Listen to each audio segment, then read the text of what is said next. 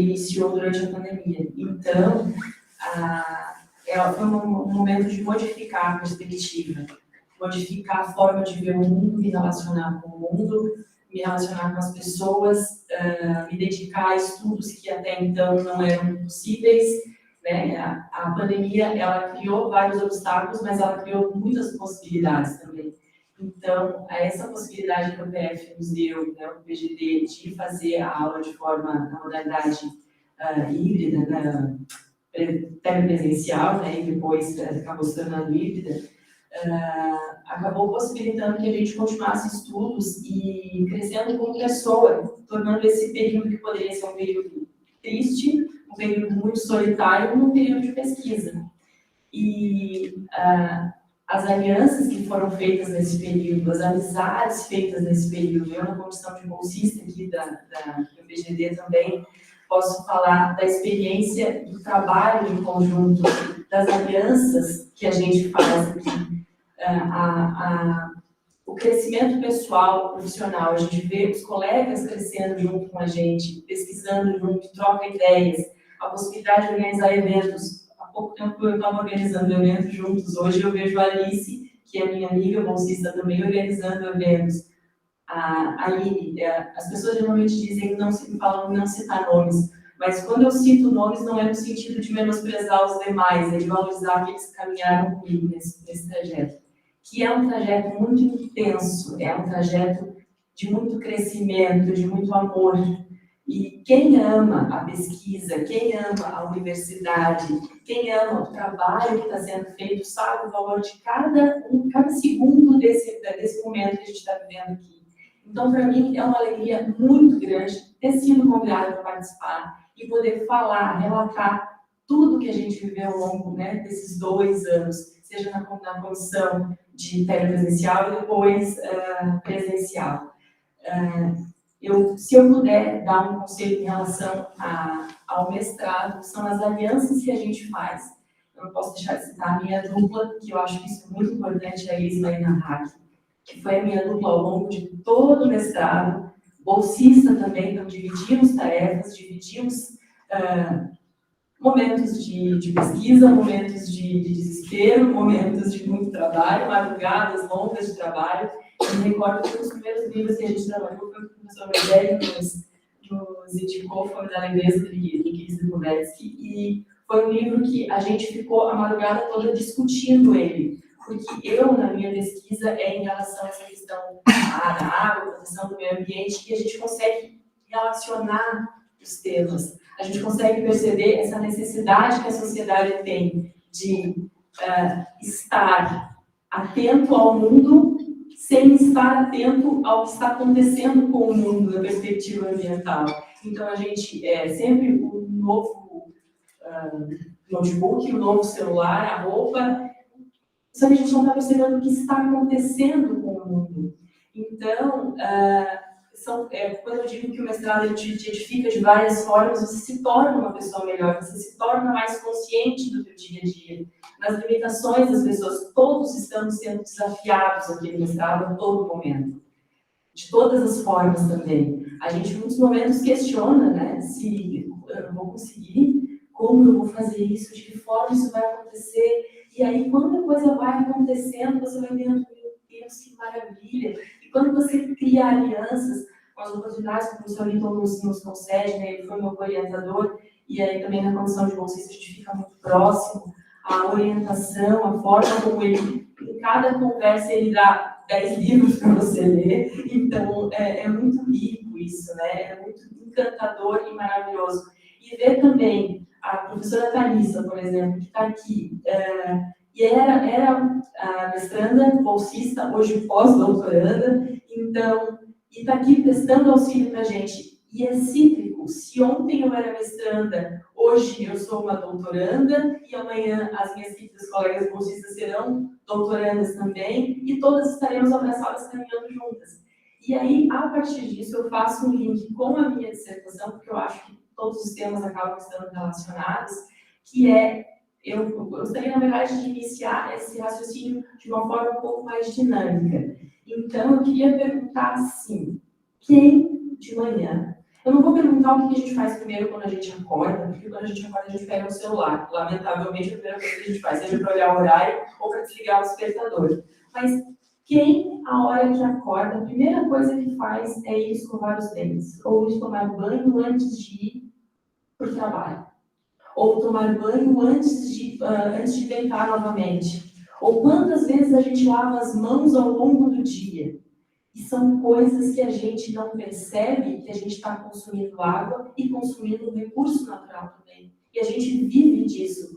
Então, é a partir disso, dessa noção de que estamos todos interligados e relacionados, que eu consigo ingressar no meu assunto da água, no sentido de que a poluição feita aqui, ela não gera, a nascente destruída aqui, ela não gera impacto apenas aqui, ela vai gerar impacto nas mais distantes localidades. E muitas localidades hoje já não têm água. A gente vive numa população de 8 bilhões de pessoas, dado bem atualizado, né? Mas 2 bilhões já não possuem água potável. 3,6 bilhões não têm saneamento básico. Então, a gente tem que começar a pensar que talvez, que a gente aqui no Brasil, de uma forma geral, a gente é privilegiado, né? Se a média do mundo é de 100 mil litros de água por dia, o Brasil chega por pessoa, né? O Brasil chega a consumir 200 litros de água por dia por pessoa. Então, é o dobro do que a média mundial. E talvez a gente não tenha essa consciência, principalmente aqui no Sul, a gente é beneficiado em relação a isso, a gente não tem essa consciência que já tem lugares que falta água. Mesmo países da Europa, que foi essa questão da dupla titulação que ela me trouxe essa consciência, eles têm processos mais avançados de dessalinização. Nem eles conseguem resolver o problema da água. Então, a partir disso, enxergando essa questão de que estamos todos conectados e que todos temos que tomar uma providência, foi que desenvolveu a minha pesquisa, no sentido de que a forma como está sendo feita não está funcionando. Alertas mundiais a gente tem a todo momento. A ONU agora lançou um alerta que as pressões nos recursos hídricos, agora em março desse ano, que as pressões nos recursos hídricos não vão levar a um colapso imediato. Então, de que forma a gente pode resolver isso? De que forma a gente pode solucionar isso? Ontem teve uma palestra muito interessante que a professora Michele falou que a gente já não pode mais esperar um mundo perfeito. Não, mas a gente então tem que minimizar o prejuízo, porque a gente tem que gerenciar a crise, né? E os mecanismos internacionais, o direito internacional, a questão mesmo da União Europeia, não está sendo suficiente para resolver isso. E aí a pesquisa desenvolveu nesse sentido, e o que nós adotamos, meu orientador é o professor Paulo Márcio Cruz, meu orientador o professor Liton, foi no sentido de buscar soluções, e a gente encontrou com o professor Luiz Ferraioli essa possibilidade, em determinar a água como um bem comum, que ela estaria fora dessa perspectiva nacional, dessa perspectiva de que nós regulamos o nosso recurso hídrico, porque ela não é um recurso exclusivo nosso, ele é transnacional, né? Então, a evolução do estudo se deu no sentido de que precisamos estabelecer a água como um bem comum, que vai ficar acima dos regramentos dos países. E aí, ao longo da pesquisa, a gente se apoiou no professor Igor Felice, que fala do constitucionalismo multinível, que seria essa questão que ela extrapola a questão das cidadanias, né? O cidadão ele cumularia cidadanias, né? Então, tem a nacional, a regional e a local. E ele se manifesta em todas elas. E ele expressa a sua necessidade e a sua vontade em todas elas. É óbvio que nenhuma dessas possibilidades vai ser efetiva se a gente não prestar bastante atenção na educação e na capacitação das pessoas para entenderem a situação que nós estamos vivenciando hoje. O professor Luiz Ferraioli, ele fala da questão de estabelecer a água como um bem comum e também como um bem social, no sentido de que a gente tem que garantir ele para todos, mas no bem social, na questão de prestação, né, de água, garantir a todos a prestação de água numa quantidade mínima, e a gente estabelecer limites também desse uso, porque ele não é automaticamente renovável. embora a gente, quando eu comecei falando da água, a gente acredite que toda a água que a gente utiliza, ela vai para o esgoto, ela vai ser tratada e ela vai voltar, já não é mais assim, a gente já não tem mais essa possibilidade. E as pressões que a gente faz não são só no nosso uso. Por exemplo, para produzir uma calça jeans, a gente utiliza 5.000 litros de água em uma calça jeans. Quantas calças jeans a gente tem no nosso guarda-roupa? Aqui, só a nossa boteca, nós somamos quantas calças jeans? Então, está nas pequenas coisas que a gente tem que mudar, que tem que repensar os nossos hábitos. E essa questão da construção da terra, ela recebe bastante resistência, porque tem muitos interesses políticos e financeiros envolvidos, né, professor? Então, o que eu penso é que a gente tem que partir do princípio de que a gente tem que conscientizar, educar as pessoas, porque não vai haver futuro. Essa questão limitada, nacionalista, de que o Brasil não tem problema, nós temos problema com água, a nossa situação não é tranquila, né? A gente já sabe que no Nordeste já é uma questão, né? Então, nós temos que ter essa noção, nós temos que ampliar os nossos horizontes e, a partir disso, começar a aceitar possibilidades viáveis de solução, de buscar a garantia da vida de toda a humanidade, de toda a vida na Terra, de todas as espécies, né? Nós não conseguimos ficar mais do que 3 dias sem tomar água. Eu estava reparando que, ao longo das palestras, a gente sempre tem água disponível. Por quê? Porque ninguém consegue ficar 30 minutos falando direto sem precisar de água. Então, está nos pequenos detalhes que a gente não percebe. Então, a minha manifestação aqui hoje, a minha participação aqui hoje, é nesse sentido, de dizer a forma como caminhou a pesquisa, de conscientizar sobre o uso da água, e se eu conseguir fazer alguém repensar em algum momento a forma como interage com a água e como interage com os demais, a respeito pelo próximo e por si próprio, eu já me sinto satisfeita. E eu agradeço o convite e agradeço a participação.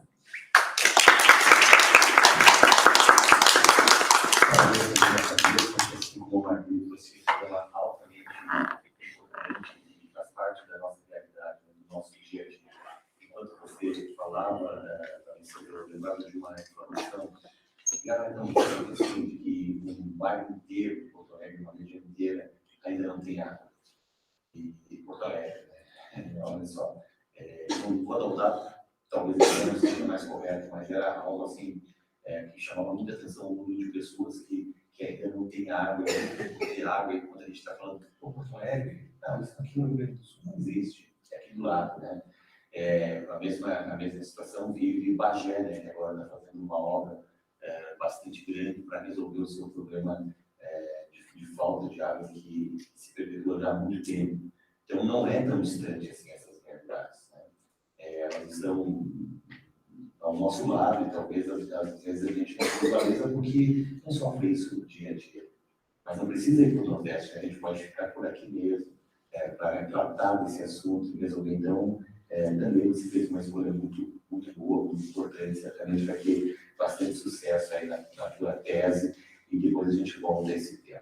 Bom, de imediato, então, a gente vai falar agora com o Fabiano Braga Pires, que é mestre aqui pelo nosso curso, pelo nosso programa PB de Direito da Universidade de Passo Fundo, também pelo Instituto Universitário da Água e Ciências Ambientais de Alicante, na Espanha, é professor na Unisme, né? Unisme, em Santa Maria, e eu tinha me falado, mas eu acabei esquecendo sobre a tua tese agora. Imigração e multiculturalismo. Isso, imigração e multiculturalismo. Também é outro tema da atualidade, um tema relevante para nós aqui, muito, muito caro, né? Inclusive com o envolvimento da professora Patrícia e toda a sua pesquisa e o seu projeto de extensão Balcão Livre. Fabiano, também seja muito bem-vindo, a gente quer ouvi-lo.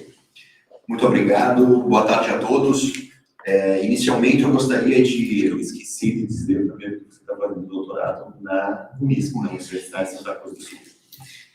Inicialmente eu gostaria de agradecer o convite, retornar a esta casa que eu tanto gosto, tive ótimos momentos aqui, agradecer então na presença do professor Dr. Rogério Silva, professor Dr. Liton Lanes Pelão Sobrinho, ao meu orientador, professor Márcio Renan Ramel.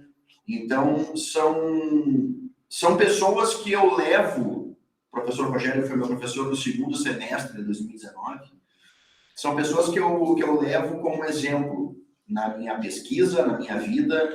O professor Dr. Márcio acabou tornando-se um amigo. Até hoje eu faço parte do grupo de pesquisa aqui do OPF desde 2019. Então, lá se vão 4 anos que eu participo academicamente das ações aqui da casa.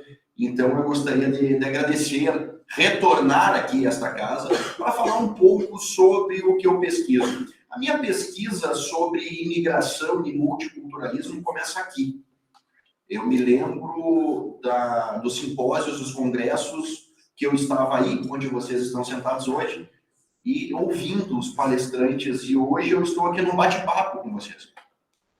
E ela começou aqui quando eu comecei a analisar a Lei 13.445 de 2017, aquela época eu poderia chamá-la de neonata lei, hoje já não é tão neonata assim, que é justamente a lei de imigração. E, antes de mais nada, sempre que eu começo a conversar sobre esse assunto, eu faço uma provocação. E eu questiono a vocês, quem aqui é imigrante? Levante a mão, por favor. Eu vou levantar a minha. Temos 2, 3. Gostei. No final da nossa conversa, a gente vai dar mais um toque sobre isso. Inicialmente, pessoal, a gente tem que fazer um recorte lá atrás, lá nos primórdios da história da humanidade. Porque como é que começa esse fluxo migratório, essas movimentações em torno do globo? Isso daí é algo intrínseco ao comportamento humano? É algo que nos acompanha? Ou é o meio que faz com que nós tenhamos que sair do ponto A ao ponto B? E eu já lhes respondo, é o meio, é uma imposição do meio. Qualquer ser vivo que tenha capacidade de locomoção, ele sai do ponto A, onde ele não tem mais os benefícios que outrora tinha, e vai para o ponto B. E vamos entrar, então, na questão do Homo sapiens. Termina a água, termina o alimento, a árvore da qual ele se alimentava morre. Ele vai buscar uma outra localidade que dê essa oferta para ele. Nada mais do que buscando a sua sobrevivência. E na época do Homo sapiens, não existiam fronteiras. Não se tinha a ideia de soberania nacional. Assim também como não existiam empresas de mudanças. O Homo sapiens não tinha geladeira, não tinha fogão, não tinha roupas. Ele simplesmente ia no seu bando e iam do ponto A ao ponto B, buscando uma oferta melhor de sobrevivência. E aí agora vamos fazer um pulo, um grande pulo, saindo lá da época do Homo sapiens, os nossos ancestrais. Hoje nós somos Homo sapiens sapiens, por conta da nossa capacidade intelectual aumentada, que foi em decorrência do comportamento dele, porque o Homo sapiens ele não tinha condições de lutar contra um Neandertal, e sim, viveram uma época, foram contemporâneos no longo da época. Não tinha condições de pegar a carne que um animal, um leão, por exemplo, estava se alimentando. O que ele fazia? Ele sentava e aguardava. Quando os animais carnívoros mais fortes saíam dali, o que ele fazia? Ele ia naquela carcaça e, com já a inteligência que ele apresentava, ele quebrava os ossos para se alimentar do tutano. E foi essa oferta maior de proteína que fez o desenvolvimento da massa encefálica, nós termos o que temos hoje de cérebro, de volume cerebral. Mas, enfim, vamos imaginar o seguinte. Imagine que se, lá em 1450, os índios que aqui viviam construíssem uma grande muralha em torno do Brasil. Impenetrável. De forma que os portugueses até pudessem tentar adentrar nela, mas não conseguissem. Questiono. Nós estaríamos hoje aqui? Não estaríamos aqui. Nós estaríamos usando roupas, as que nós estamos usando? Provavelmente não. Nós estaríamos tomando café? Provavelmente não. Então, essas interconexões com outras culturas, o europeu, quando adentrou aqui no Brasil, e eu não vou entrar no mérito se foi de maneira pacífica ou não, eu acho que isso é um caso para uma outra tese até, mas a forma como ele veio aqui e essa troca de informações fez com que nós pegássemos alguns hábitos deles e passássemos os nossos hábitos também para eles. O banho, por exemplo, como a colega falou, a água, o Brasil, ele é muito rico na oferta de água. E o índio toma banho todo dia, o europeu não. Ao menos naquela época. Não é à toa que os perfumes europeus são os melhores. Então são essas questões culturais, que essa troca de informações, que nós somos o que somos hoje. Isso é o multiculturalismo. Nenhuma sociedade moderna ela vai conseguir perpetrar-se no tempo sem troca de informações com outras culturas. Imaginem essa mesma muralha em torno do Brasil e aqui surge uma doença. E há um pesquisador na Argentina, por exemplo, que desenvolveu a cura para essa doença. Mas nós não temos... Professor Franco entrando aí, colega do mestrado, grande abraço, satisfação em tê-lo aqui, professor.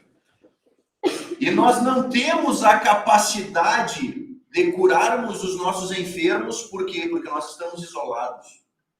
Nós não temos esse multiculturalismo. E onde é que eu quero chegar com isso? A questão do imigrante.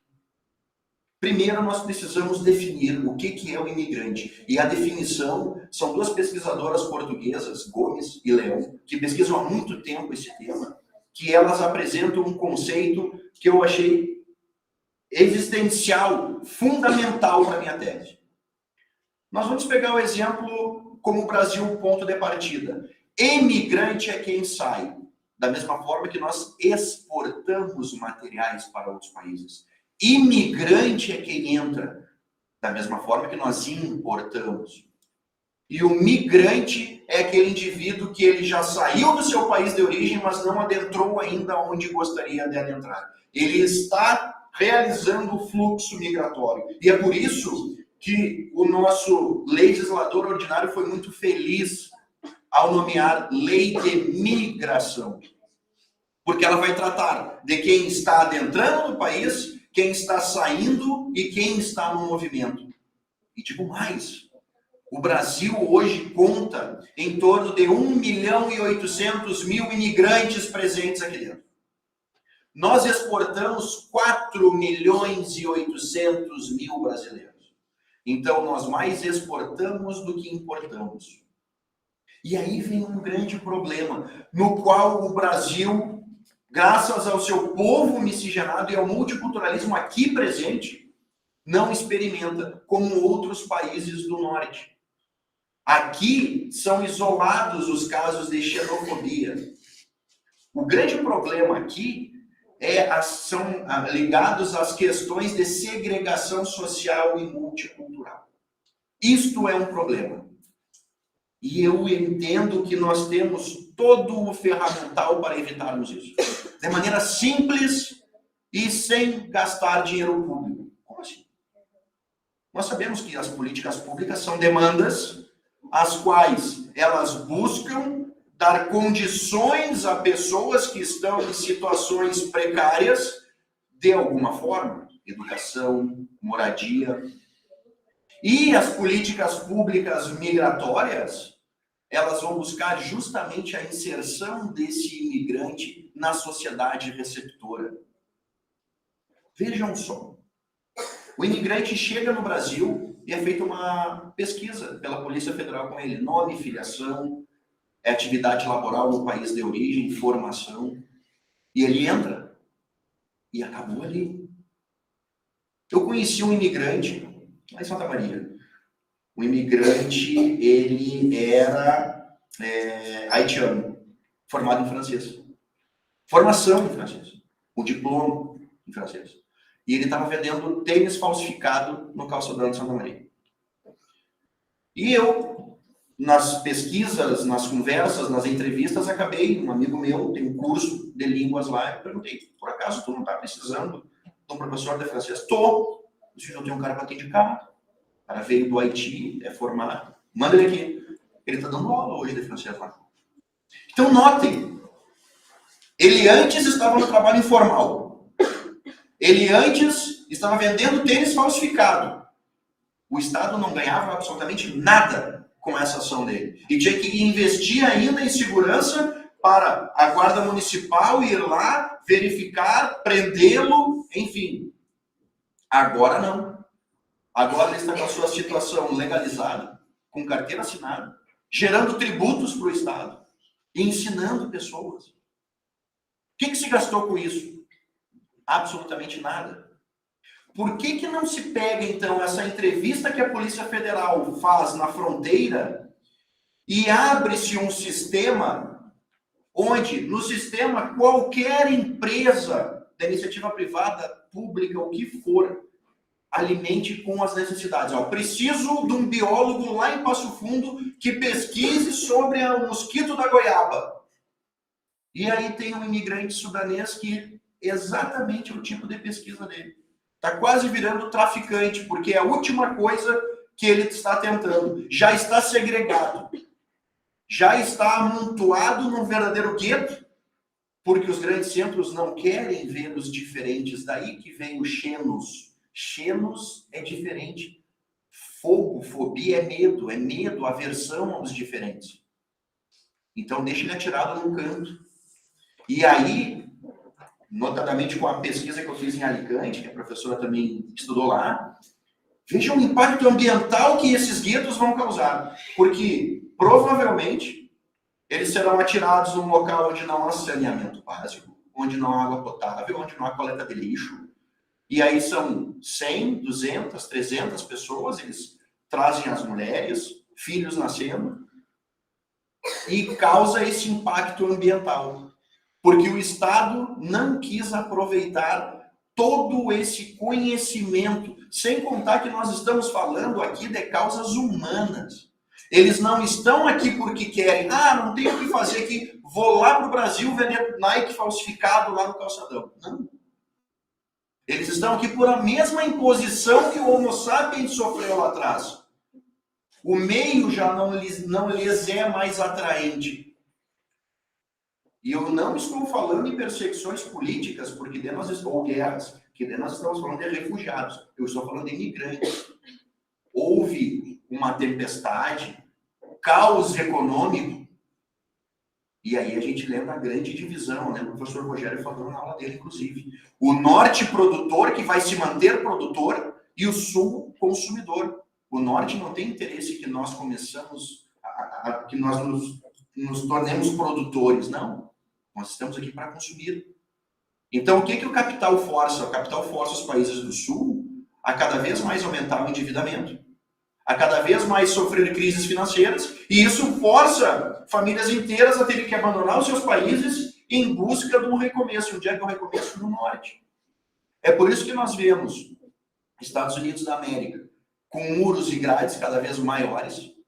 É por isso que nós vemos políticas na Itália e na França de total xenofobia contra os imigrantes que estão apenas tentando buscar a sorte e a sua sobrevivência.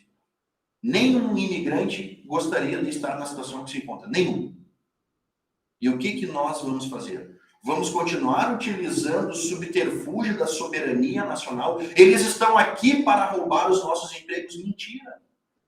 Mentira. Bauman, ele apresenta no livro dele, Estranhos à Nossa Porta, ele diz: empresários ingleses se especializaram em explorar a mão de obra imigrante, porque sabe que eles estão na situação de ilegalidade. Então nós vamos colocar eles a limpar privadas, a limpar esgotos, a fazer trabalhos que nenhum cidadão inglês gostaria de fazer. E mais, nós não precisamos pagar os tributos, nós vamos pagar a metade do que pagaremos para o inglês. E se especializaram nisso. Isso é exploração. Um humano explorando o outro. A partir do momento que nós temos, então, a ideia de fronteiras, nós temos essa ideia de soberania nacional, nós estamos nos despindo completamente da empatia e de todo o que se tem de fraternidade com o próximo. A solução é simples, e é isso que eu trago agora na minha tese do doutorado. A 13.445 de 2017, a lei de imigração, ela fala em criação de políticas públicas. Ora, meu povo, é uma norma de natureza primária, porque ela vem diretamente da Constituição, essa lei. Ela não é secundária. Nós temos uma missão do legislador. Então, o que eu busco é justamente isso. Criar uma política pública e apontar quais seriam os principais aspectos que essa política pública deveria tratar para fomentar esse auxílio, essa incorporação do imigrante aqui no Brasil. Porque vejam só, quando eu perguntei ali no início, quem é imigrante? Autóctone, que originariamente são os índios. Brasileiro é o índio. Nós somos fruto de uma miscigenação do europeu, do índio, africano, tem até uma música que fala disso. Então, juridicamente, ok, nós somos brasileiros. Mas, genealogicamente, nós não descendemos 100% desses habitantes originais aqui. Então, quando eu questiono quem é imigrante, de uma visão universalista, todos nós somos. Todos nós somos. E aí vem a questão do brasileiro, né? Quem trabalha com pão, o que é? Padeiro. Quem trabalha com costura é costureiro. E o brasileiro? O brasileiro trabalha com a extração de pau-brasil. E você sabe como é que se dava a extração do pau-brasil lá atrás, em 1500? Era de maneira ilícita. Então, o brasileiro era quem vinha aqui, nestas terras do Novo Mundo, e roubava o pau-brasil. Explorava ilicitamente. Olha que interessante como nós somos conhecidos e como nós nos denominamos. Isso é uma questão que acabou, no início era um estigma, agora ok. Mas essa questão, todos somos imigrantes. Eu provoco aqui qualquer um das senhoras e dos senhores que estão aqui sentados, busquem a sua árvore genealógica e vão verificar que em dado momento, algum ancestral de vocês saiu do país A e veio para o Brasil. Minha árvore genealógica tem um cidadão, Senhor Abraham, que em 1452 o Brasil não havia nem sido descoberto ainda, ele foi expulso de Portugal, porque era judeu. Uma região onde os mouros estavam dominando. Vejam só. E vim parar aqui. São 23 gerações anteriores à minha. Então, esse fluxo, esse movimento, ele jamais vai terminar. Ele é imparável. Não tem como se impedir o fluxo migratório, porque é uma condição intrínseca à nossa condição de ser humano. Se nós não estamos nos agradando em estar num lugar, nós vamos para outro. A conversa aqui não está boa, eu vou ali na cantina. Eu tenho esse poder, essa liberdade. As fronteiras complicam. Complicam muito. Mas e por que nós não podemos, então, explorar, aproveitar toda esta carga intelectual, essa carga laboral, essa cultura que vem de fora, que até hoje foi interessante. O Brasil é um país miscigenado. Que beleza! Vamos continuar, então, miscigenando as nossas gerações. Vamos receber o que o imigrante tem de bom. Vamos ser uma sociedade receptora que respeita as diferenças culturais, sociais. Se não fosse assim, nós não teríamos hoje, por exemplo, a Umbanda, nós não teríamos o carnaval, nós não jogaríamos tênis, nós não jogaríamos pádel. Quem trouxe o pádel foram os imigrantes espanhóis. Quem trouxe o cultivo do vinho foram os italianos. Aí para as coisas boas, ok, beleza, mas e o resto? E agora a nossa contrapartida. Ok, chegamos, aportamos o Brasil. Vamos recebê-los bem. Isso, felizmente, é possível aqui no Brasil. Agora, em países, notadamente com políticas xenófobas, como França, como Itália, como Estados Unidos, isso é bem complicado. Bem complicado mesmo. Eu encerro por aqui. Quis trazer rapidamente, só para terminar a brincadeira, quem aqui é imigrante? Olha só, essa é a ideia. O que eu queria era isso, de nós nos reconhecermos como imigrantes, para não acontecer aquela máxima, né? Deu tudo errado no Brasil, a solução é devolver para os índios e pedir desculpas. Não, vamos dar continuidade. Vamos recepcionar quem aqui quer iniciar a sua vida, quer ter um recomeço, quer construir algo aqui como os nossos antepassados construíram e não foram impedidos. Nós não podemos ter essa política de saturação. Os colonos, quando vieram aqui, notadamente os italianos, foram muito bem recebidos para trabalhar nas lavouras, enfim. Por que hoje não pode ser mais? Saturou? Por que nos Estados Unidos as 13 colônias necessitavam de ingleses e a maioria dos ingleses que aportaram nos Estados Unidos eram fugitivos? Fugitivos políticos, fugitivos da polícia, e criaram um país mais forte hoje no mundo. Mas hoje não pode mais entrar. Por quê? Não é mais interessante? Saturou? Esse é um dos principais questionamentos que eu faço. Mas eu gostaria de agradecer a paciência de todos. Pedir desculpa por alguma coisa.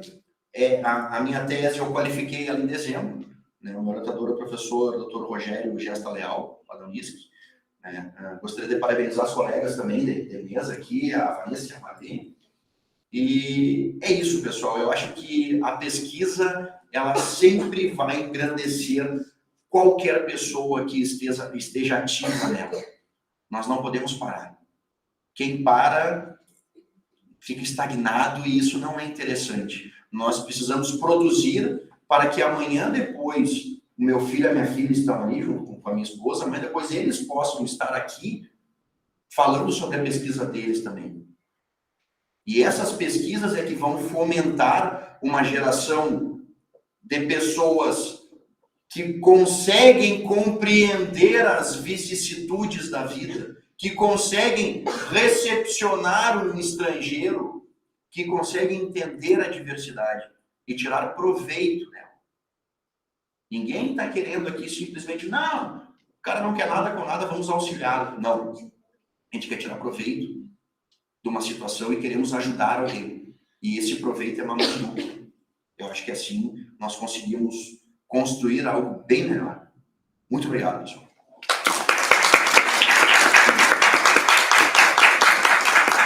Parabéns também ao doutor Fabio Braga Pires pela sua participação, pela sua exposição. Fabiano, esse tema ele tem ainda muito que caminhar. Eu acho que a gente tem que aprofundar cada vez mais as nossas pesquisas do ponto de vista também qualitativo. Né? Te digo isso porque a gente conhecendo aqui a experiência que a gente tem do Balcão Mica, e você vê isso mais próximo agora, porque eles estão todos os dias aqui, a gente fica, quando conversa, eu gosto de descer para conversar com as pessoas, para entender, fica estarrecido, porque é uma realidade que a absoluta maioria da sociedade desconhece. E quando eles, e você diz bem, né, eles não estão aqui porque eu resolvi vir a passeio ao Brasil, ao Passo Fundo, qualquer outra cidade. É uma realidade dramática que a gente fica vendo assim, nossa, meu Deus, será que eu enfrentaria isso? Se eu me colocasse no lugar dele, será que eu teria coragem de enfrentar? Então, igualmente, meus colegas, parabéns. Certamente será uma grande contribuição. Aliás, esse painel está muito bem montado, porque os 3 temas, né, ele vem da saúde, sobre o viés jurídico e do poder local, né, passa pela questão que a gente tratou da água, né, como um bem altamente essencial e que precisa ser tratado, precisa ser acompanhado, e agora com a questão da imigração. Então, houve uma conexão e a gente percebe assim, que cada um de vocês consegue dar um domínio com muita maestria do que vocês estão tratando. E de imediato, então, para a gente não perder tempo, vou abrir aqui para as perguntas. A Marlene também está conosco ali ainda, pode direcionar a ela, ou ao Fabiano, ou a Vanessa aqui. Fiquem à vontade. Agora é aquele momento assim, que a gente fica torcendo que venha uma pergunta, né, que venha alguma colocação. Não é uma pergunta, mas eu vou fazer um comentário a partir da fala do Fabiano, assim, que foi bem Eu acho que vai bacana. precisar de microfone, Vai né? precisar, né? Senão nós não vamos conseguir dar gravação. Não é uma pergunta, mas é um comentário, assim, a partir da fala do Fabiano, que confesso que foi bem impactante para mim. É um assunto que eu não tenho muito conhecimento, muito domínio, então foi bem significativo que eu ouvi falar, a potência da tua fala, a forma como você se expressa, assim, como você trouxe esse tema. Com certeza eu saio daqui hoje reflexiva a respeito dessa temática, pensando sobre isso, né? Sobre qual é o meu papel nessa circunstância, o que eu posso fazer a respeito disso, e me interesso mais sobre o assunto. Confesso que a Vanessa tinha ouvido falar já como minha amigona, assim, então eu já conheci um pouco do tema dela. A Maria conheci hoje também, foi um prazer ouvi-la falar. E agora o Fabiano, que me deixou uma pulguinha atrás da orelha. Então, eu te agradecer por essa fala, que realmente foi muito instigante, né? Agradecer de verdade por nos trazer essa visão diferenciada dessa temática, porque às vezes fica, eu acho, com um tom de preconceito das pessoas, né? Inclusive de minha parte, que às vezes não conhece tanto o assunto e acaba ficando com essa nuvem de preconceito. Então, eu te agradeço muito por isso e acho que esse espaço é justamente para isso, que a gente possa sair daqui maior do que a gente chegou, né? Com mais conhecimento e poder aprender e se interessar por buscar ainda mais. Então, muito obrigada. Eu que agradeço, eu ganhei na tarde. Foi uma pergunta, né? É um comentário. Um comentário, mas muito bom esse. Quem mais, gente? Muito bom que você trouxe teus filhos, a gente está pensando em criar um estado que se uma conhecida, né? E isso é legal, claro, que as crianças, né? Mas tu já vai mostrando de alguma coisa. Exato. Se tu quer que alguém goste de cultura, tu tem que mostrar. Justamente. Se você quer que alguém goste de meio ambiente, tu tem que mostrar. Isso é fundamental para ir criando esse gosto. Continuamos à disposição, pessoal. Não sei se a Marli quer fazer mais uma apresentação ou bacana que vai aparecer aos poucos. Que bom. Eu acho que vocês talvez possam fazer uma reflexão sobre o assunto. Eu gostaria de perguntar a visão de vocês, como que os municípios são preparados para essa migração? Porque ele vai refletir tanto em questões sanitárias, da saúde, e com certeza o principal ponto é a migração. Então, torna esse, a gente chama de anel de marginalizado das cidades. E como que essas cidades poderiam ser mais preparadas para isso? Muito boa tua pergunta. E a resposta não é muito boa. Hoje não há nem uma política pública de inserção de imigrantes mediante lei, mediante norma no Brasil. Tentou-se na cidade de São Paulo, foi aberta uma discussão pública na Câmara de Vereadores, ela foi até certo ponto e estagnou. Então, é interessantíssima a participação popular, que a população adentre nessa discussão. Porque não basta o legislador criar uma lei e a população vai ficar lá como papagaio de pirata, só simplesmente recebendo goela abaixo as determinações dessa norma. Não. É necessário. E essas questões, as cidades, infelizmente, hoje não estão preparadas. Por falta de discussão. Por falta de não digo uma política, mas algo educacional. E é como também eu defendo, por que é que as escolas não discutem direito constitucional? Nós sabemos que há interesses que negam essa discussão. Uma lei de iniciativa popular gerou bastante barulho, que é a lei da ficha limpa. Opa, deixa lá. Os municípios perdem com essa falta de discussão sobre o tema da imigração. 1.800.000, o Brasil tem 202 milhões, não dá 1%. Aqui nós estamos, se nós estivéssemos em 100, gritando, ia fazer algum barulho? Ia. Coloca 1.800.000 imigrantes em São Paulo. Situação de Pacaraima, os venezuelanos, que estão atirados em barracas que a ONU foi lá e doou. Quem trabalha lá em Pacaraima é voluntário, não recebe nada por isso. São médicos que saem dos seus consultórios e vão lá, são dentistas que saem dos consultórios e vão lá, são advogados que saem dos seus escritórios e vão lá. E aí? E a questão do próximo? Sem contar que nós temos um grave problema dos africanos, né? Vocês sabiam que a identidade, a maioria dos países da África são paternalistas. Então, o que é obrigatório na identidade de um africano? O nome do pai. E aqui no Brasil, o que é obrigatório? O nome da mãe. E aí chega um africano aqui que só tem o nome do pai, tá, e tu é filho de quem? Não sei. E aí dá problema. E é um problema jurídico gritante. E ele fica naquele limbo, na situação de legalidade barra ilegalidade.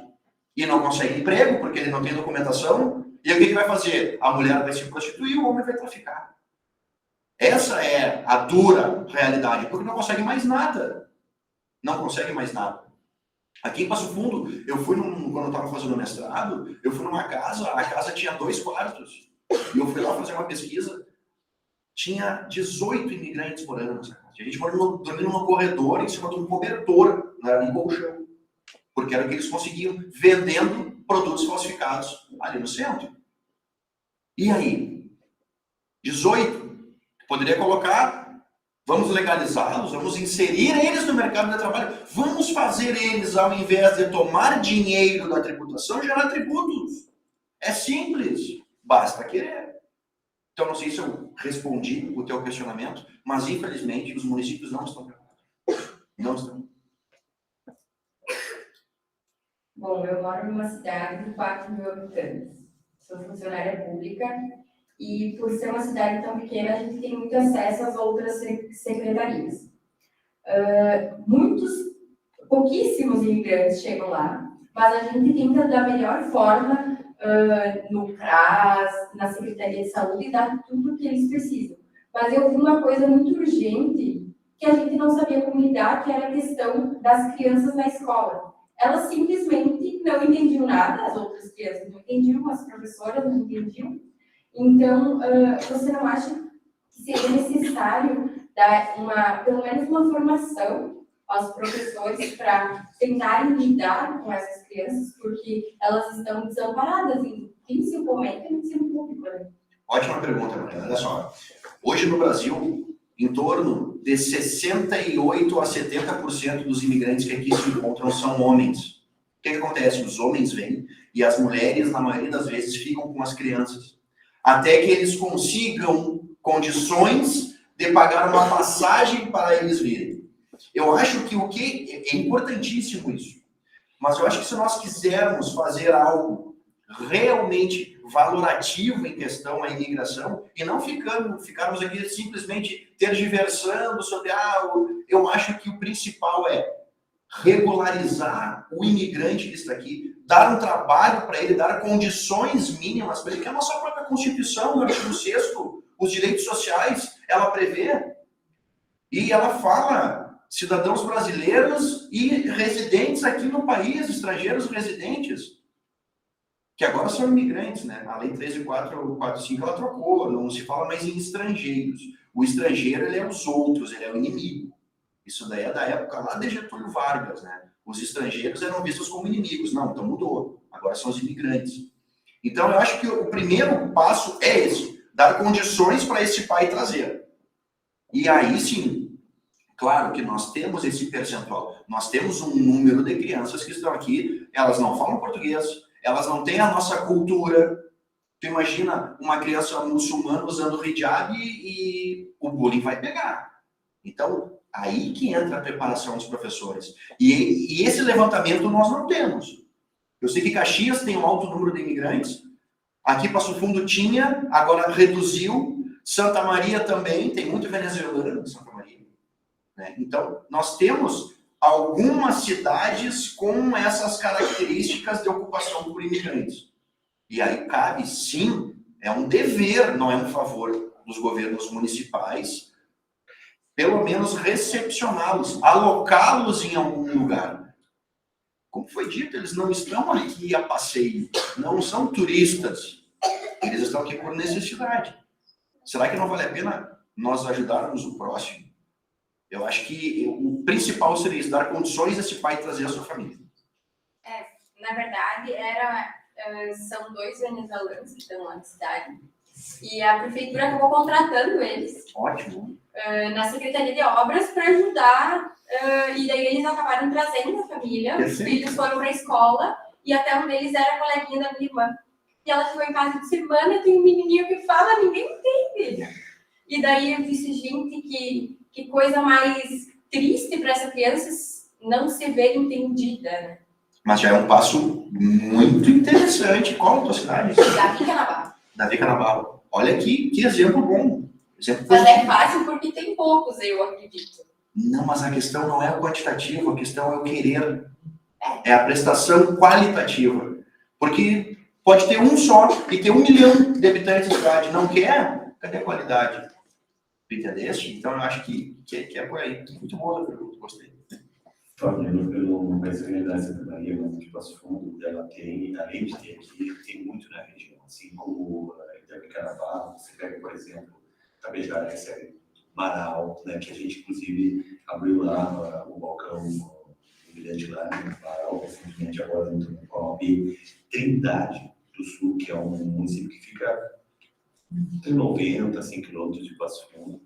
E todos eles trabalham com frigoríficos, né, em algumas situações, todos eles dependem de vir a Passo Fundo para poder regularizar a documentação, enfim, questão de saúde. Então, a região tem Chapada também, assim, ela tem uma onda, né, muito importante e eu não vejo os municípios, como foi dito aqui, preparados para isso, né. Eventualmente alguém tem uma ação mais concreta. Mas deixa antes de nós voltar, eu queria voltar aqui para a Vanessa. Vanessa tem um trabalho bastante interessante de pesquisa e que fala da água, né, como um bem comum. E eu queria aproveitar para te perguntar uma coisa, Vanessa. A gente está vendo uma onda também de privatizações, inclusive no Rio Grande do Sul, né, com a venda da companhia. Que há outros municípios já venderam, né, o seu serviço de saneamento e de água. Como é que você avalia essa perspectiva de privatização daquilo que no seu trabalho, né, você ressaltou e você sabe isso muito bem feito, tratado como um bem comum? Bom, a gente tem a Lei 14.026 de 2020 no Brasil, né, que tratou do marco regulatório do saneamento básico. E, a partir disso, começou esse movimento, né, das concessionárias e a ANA, a Agência Nacional de Águas, nessa questão de criar as normas de referência para que possa entrar no capital privado na água, né. E eu, particularmente, não tenho como ver com bons olhos essa questão do ingresso do capital privado, porque a gente já teve outros países que fizeram esse movimento do ingresso do capital privado e eles tiveram que reestatizar, porque viram que não ia funcionar. Aumento da tarifa no Brasil tinha, eu estava acompanhando esse movimento todo da ANA e as audiências que eles fizeram em relação a isso, colocando todo o poder na agência reguladora, né, para que ela faça as normas de referência e aí tivesse escalas de normas e de agências que controlassem essa questão da água. E aí sempre veio o questionamento, e os locais onde é mais difícil de levar água, como é que vai ser? Porque, claro, que o capital privado vai ter interesse em grandes localidades, que tem em São Paulo, aqui no Sul, e no Nordeste, aí eles falam do subsídio cruzado. Mas de que forma isso vai acontecer se a gente já sabe, a gente já tem essa experiência e, na verdade, o que a gente tem que perceber, e eu acho que esse tema da água vai se relacionar muito com essa questão do migrante, essa questão de tratar a pessoa de outro lugar como um inimigo. A gente viu isso recentemente na história do Brasil, e essa questão de a falta de responsabilidade com o próximo, e conosco mesmo, na questão da água. Então, a questão da privatização, eu acho que é maximizar problemas, maximizar a questão da desigualdade, né? E como que a gente vai estabelecer que a pessoa que tem um maior poder aquisitivo vai ter uma água de melhor qualidade? Ou vai ter água e alguém não vai ter? De que forma isso pode... De que forma a gente pode justificar isso como um avanço social se traduz só no aumento da desigualdade social? Não tem como ter avanço quando você discrimina, quando você tira a igualdade entre as pessoas. Não existe igualdade nisso, né? Então, eu não vejo com bons olhos essa questão da segmentação, não vejo como isso pode resultar em bons frutos igualitários. Não sei se respondi, professor. Obrigada. Perfeito, muito bom. Continua aberto para colocações, perguntas, comentários. Não sei se a Maria quer fazer mais alguma manifestação, mas quer nos acompanhando. Fique à vontade, Maria. Apenas colaborar com o debate, porque nesses momentos a gente acaba engrandecendo ainda mais, né, com essa troca de conhecimentos, e alguém fez a pergunta ali no auditório em relação a que os municípios não estão preparados, né, quando a gente pensa em políticas públicas. Eu só queria dizer que, na verdade, os municípios, ou o poder público, ele é composto por pessoas. E o que nós precisamos mudar são as pessoas, a percepção que as pessoas têm sobre as coisas. Tanto a questão da água, como a questão dos imigrantes, né?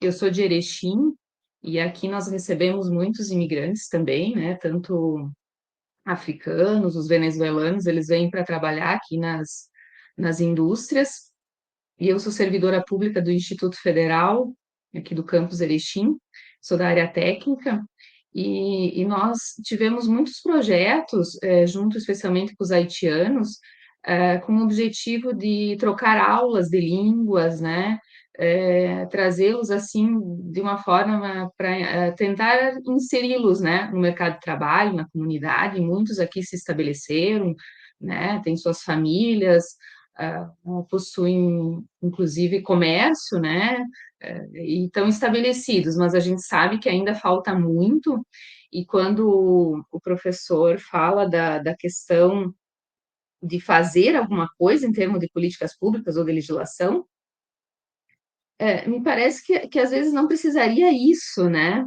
Como ele falou, a questão de possibilitar um emprego, daqui a pouco incorporar essas pessoas, por exemplo, a escola ali que a colega falou que os professores não estão preparados, né?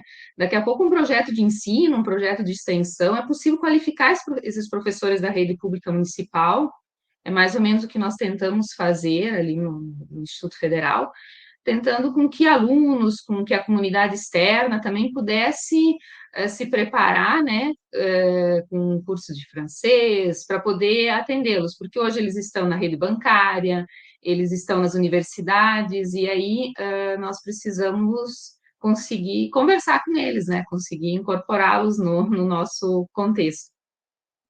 E, como eu ia dizendo, a questão municipal, ela é composta por pessoas, então é nós que precisamos mudar, as pessoas precisam se qualificar. Quando eu falo no meu projeto de pesquisa que precisa de um capital social forte, né, vem nesse sentido. Então, as pessoas precisam se qualificar, elas precisam pensar que precisa uma nova postura, né, diante dessa dinâmica do nosso sistema contemporâneo. Então, os principais desafios, assim, que eu vejo para o futuro, e acho que as nossas pesquisas, elas trabalham nesse sentido, é justamente lidar com essas realidades, né, e com esses problemas que são cada vez mais polidisciplinares, transversais, multidimensionais, né, transnacionais. Então, repensar essas estruturas existentes, né, mudar a forma com que a gente vê o nosso país, a nossa sociedade, eu acho que é realmente o grande desafio. Porque, embora eu trabalhe com essa área do direito tributário e financeiro, a minha base é muito mais constitucional, né, do que tributária, e para que a gente possa tornar presente o artigo 3º ali da Constituição Federal, né, que é a erradicação da pobreza, né, diminuição das desigualdades, enfim, nós precisamos mudar justamente as pessoas, né, porque o poder público ele é feito de pessoas, Então, quem está no serviço público, assim como eu, assim como outros colegas, todo dia a gente se depara com um desafio novo. E se nós não mudamos, se nós não nos qualificamos, não tem como mudar, né? Por isso que a educação muda, por isso que o sistema de saúde precisa mudar, embora as bases que a gente tenha, eu acredito que sejam muito boas, né? A nossa Constituição ela é muito completa, mas a gente precisa ampliar um pouco o nosso olhar para poder mudar essas questões. A própria Constituição, ela não fala ela fala em diminuição das desigualdades sociais, né? Então, o legislador ali, ele já deixou, digamos assim, entre aspas, que somos uma sociedade capitalista, nós não conseguiremos ter uma igualdade plena, então nós sempre teremos desigualdades. Agora, o que nós não podemos nos conformar é com situações extremas, como a colega falou, não é possível admitir pessoas que não tenham hoje acesso à água potável, a uma moradia digna, ou que não têm uma alimentação mínima. Então, sim, a gente vai ter questões de desigualdade, mas a gente não pode se conformar com questões que né, de completa pobreza, né, pessoas sem o mínimo básico, isso para mim é inadmissível. Então, acho que é nesse sentido que as nossas pesquisas vão, e eu estou muito feliz por estar nesse painel hoje, e já aproveito para agradecer aos colegas, ao convite novamente,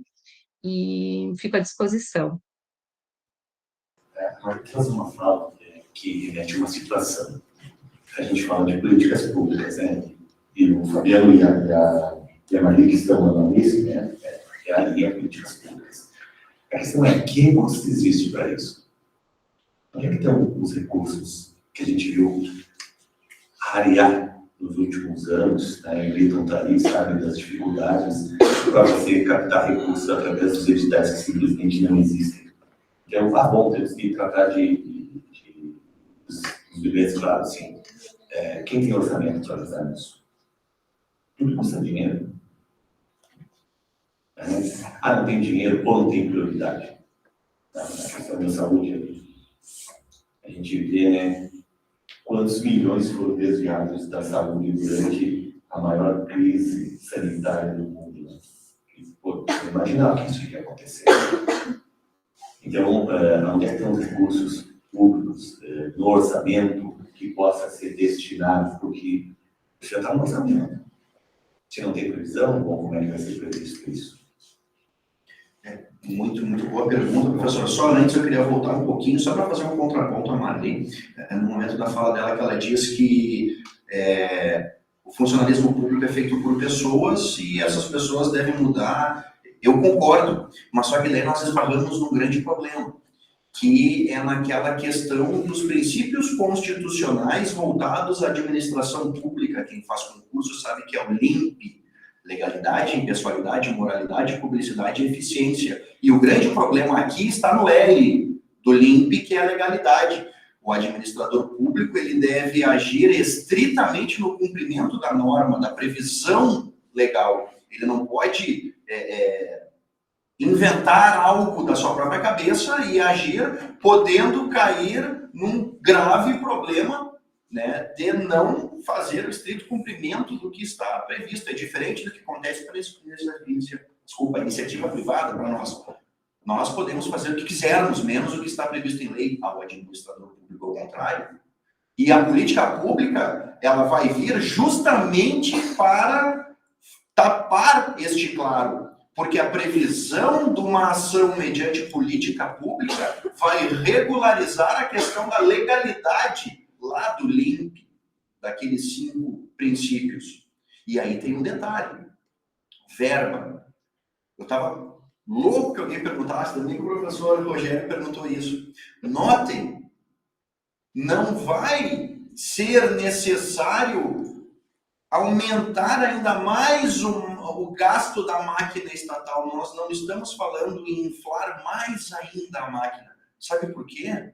Porque ali no início eu falei, a Polícia Federal já faz essa pesquisa, já faz essa entrevista.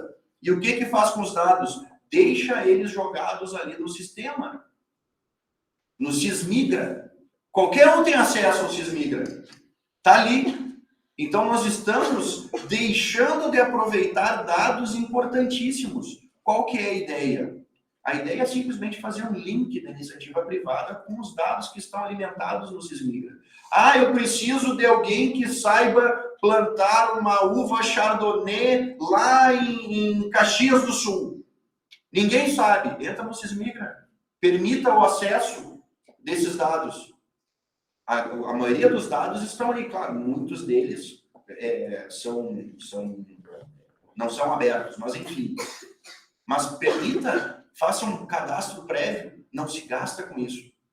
Se possibilita, pega o endereço de onde está na hora da entrevista, para onde que vai, contato no Brasil. Ah, aqui é de uma produtora de vinho aqui, tenho, então vem. Ou então, por que o governo pode também fazer um subsídio para transportar esse indivíduo até o local de trabalho e deixar ele lá? Ele vai gerar tributo. Ele não vai vender tênis falsificado. Ele não vai fazer qualquer outra coisa. Então, essas são as provocações que a gente tem que pensar. E, óbvio, nós temos que fazer uma adequação. Nós estamos falando de administração pública. Nós não estamos falando de uma empresa privada, onde, da noite para o dia, o dono simplesmente diz que a água vai ser azul. Não vai ser mais uma água insípida, inodora, não. Agora a água vai ser de refrigerante. Pronto. Quem não tiver satisfeito, que saia, pule da marca. A administração pública a gente não pode tratar. Então, nós temos esses requisitos, nós temos esses detalhamentos que nós precisamos ficar atentos a isso. É só isso que eu gostaria de contribuir. Fabiano, quando a colega fez a referência aqui da questão da cidade dela, tem só coisas evidentes. E essas pessoas, como nessa linha que você fala, essas pessoas não poderiam ajudar, por exemplo, a trazer a cultura do seu país, folclore, dança, a própria língua, né? Bom, tem que ver como se faz isso do ponto de vista legal. Mas quando se quer, sempre se arruma um meio e se resolve, né? É uma questão também de usar um pouco na prática, na teoria é bem fácil da gente falar, mas na prática também dá para se executar dessa forma, né? Que ganho seria para a educação do município? Nós chamamos isso de melting pot, que é o caldeirão cultural, que é essa troca de experiências. A troca de... eu vou mostrar para vocês o que eu faço lá no meu país. Como é que é a minha religião? Porque a religião ela é uma das principais fontes de multiculturalismo. Alguns rezam para pedras, outros para deuses, outros para um único Deus, mas é a religião de acordo com a origem de cada povo que vai determinar quem são os seus deuses. E como é que eu vou proibir um indivíduo que reza para um Deus que ele faça as suas orações aqui porque simplesmente não, minha cultura tem que prevalecer sobre a tua?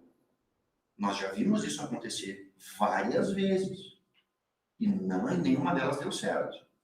E a pior de todas é o nazismo, onde há uma cultura querendo se sobressair sobre a outra. Então isso é muito perigoso. E o melting pot ele vai tratar justamente isso. Troca de experiências, valorizar o que é diferente. Mostre para nós. Porque aqui no Brasil só se come feijão salgado. No México eles comem um feijão doce. Prova, é bom, não quero mais comer o salgado. Se não fosse um mexicano, eu não ia aprender isso. Então são essas coisas que a gente tem que tomar isso, essa cultura. E a cultura não é escrita, a cultura passa de geração para geração. Ela é costumeira. E isso aí que a gente ganha, todo mundo ganha com isso. Cada uma das falas desse painel foi bastante interessante, né? Elas acabam se complementando e sai um debate que é extremamente relevante e sobretudo de temas sociais. Eu vou encaminhar, então, não sei se mais alguém tem alguma colocação, senão vou encaminhar para que cada um possa fazer sua manifestação final, né? Até em função do adiantado da aula. Vamos começar então com a Marli. Oi, Marli. Professora, ela caiu. Então, vamos direto para a Larissa. Eu queria agradecer a oportunidade, dizer que para mim, como eu falei no início, é encantador a possibilidade de estar aqui, agradecer o professor então, pelo convite, o programa de pós-graduação de Direito, e agradecer a oportunidade, Fabiana, da discussão, essa discussão tão rica, essa questão da migração, ela para mim é muito importante. Quando a gente vai estudando, os temas se relacionam, né? E essa questão do nós e eles, ela tem que ser derrubada. Enquanto a gente não derrubar essa questão do nós e eles, a gente não vai resolver vários problemas graves que a gente tem.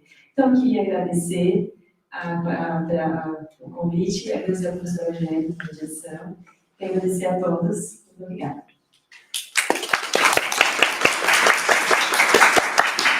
Da mesma forma, eu gostaria de agradecer ao professor Dr. Liton Landes Pilar Sobrinho pelo convite, né? Professor Rogério Silva também, professor Dr. Rogério Silva da mesma forma. Parabenizar a Vanessa pela pesquisa, é essencial, tão essencial quanto o objeto de pesquisa, cara. Eu acho que a gente tem que levar a debate isso e as novas gerações têm que ter acesso a esse debate, tem que entender que uma calça jeans, hoje eu saí daqui sabendo que uma calça jeans é 5.000 litros de água. Que absurdo, né? Então, é isso que a academia nos proporciona. Gostaria de, mais uma vez, agradecer a paciência, aos questionamentos de vocês. Espero encontrá-los e encontrá-las em mais congressos, como palestrantes, eu assistindo vocês. Eu acho que é isso que nós estamos aqui. É gerar conhecimento, mas não aquele conhecimento que fique só para mim, como a receita da Coca-Cola, eu costumo brincar. Né? É compartilhar o conhecimento, compartilhar experiências. Graças a Deus que a academia nos proporciona isso. E eu acho que essa continuidade cabe a nós. Então, muito obrigado. É emocionante retornar a essa casa. Emocionante. Eu vivi muitas coisas boas aqui. Agradecer ao colega aqui, o professor Franco também, que está presente aqui. E é isso, pessoal. Tá? Fico à disposição.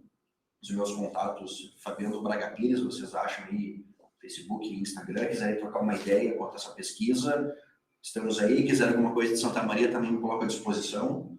Um forte abraço e um excelente final de semana para todos, né?